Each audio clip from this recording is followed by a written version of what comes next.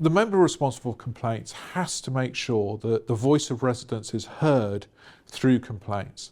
They have to make sure that when there's a dialogue in the boardroom, there isn't the last thing on the board papers that's looked at, that it's right up there in the agenda, and that proper time and proper information is provided.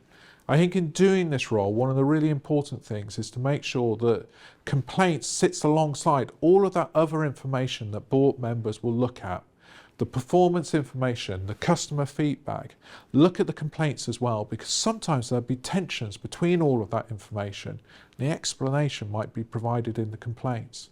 It's also important to see the role that complaints can play in horizon scanning. Sometimes complaints can be the canary in the coal mine. They can be the early warning that something isn't working, that should be working, or that the landlord isn't doing something that it should be doing. And it's an opportunity to identify that, discuss it at the board, and think about what the appropriate response is.